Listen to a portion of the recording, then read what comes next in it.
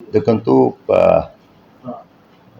Judgement copy ଦେଖାହେଇନି କ'ଣ judgement ଦେଇଛନ୍ତି ଦେଖିଲା ପରେ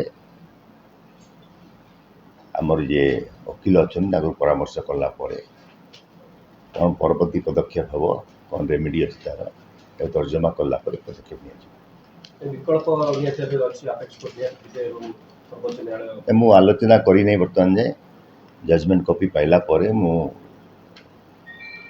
ଓକିଲଙ୍କ ସହିତ ଆଲୋଚନା କରି ଆଇନରେ କ'ଣ ବ୍ୟବସ୍ଥା ଅଛି ଏବଂ ଆମେ କ'ଣ ପଦକ୍ଷେପ ନେବୁ ତା ବିଷୟରେ ତର୍ଜମା କଲା ପରେ କାର୍ଯ୍ୟକ୍ରମ। ନିର୍ବାଚନ ପ୍ରାୟ ଆଉ ମାସାଦି କାଳ ଅଛି ନମିନେସନ୍ କରିବା ପାଇଁ। ଦେଖିବା କ'ଣ କାର୍ଯ୍ୟକ୍ରମ ହେଉଛି କିପରି ବ୍ୟବସ୍ଥା କରାଯିବ। ତେଣୁ ଏ କଥା ଆଇନଗତ ଲଢ଼େଇ। ମୁଁ ସମ୍ମାନ ଜଣାଉଛି ହାଇକୋର୍ଟର ଯାହା ଜଜମେଣ୍ଟ ଆସିଛି। ଆଇନ ଉପରେ ବହୁତ ବିଶ୍ୱାସ ଅଛି ଏବଂ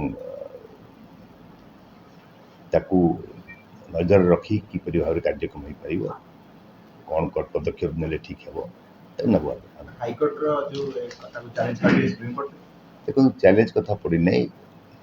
ଆଇନରେ କ'ଣ ବ୍ୟବସ୍ଥା ଅଛି ସେ ବ୍ୟବସ୍ଥାକୁ ନେଇ କାର୍ଯ୍ୟକ୍ରମ କରିବା ପାଇଁ ପଦକ୍ଷେପ ଗ୍ରହଣାଯିବ।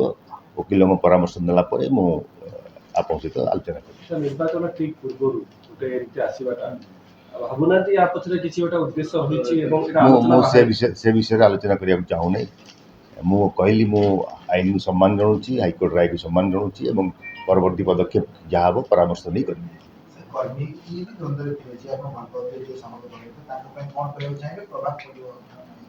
ମୁଁ ଟିକେ ତା ପାଇଁ ଆଲୋଚନା କଲା ପରେ ମୁଁ ନିଜେ ବୁଝିଲା ପରେ ଆପଣଙ୍କ ସହିତ ଆଲୋଚନା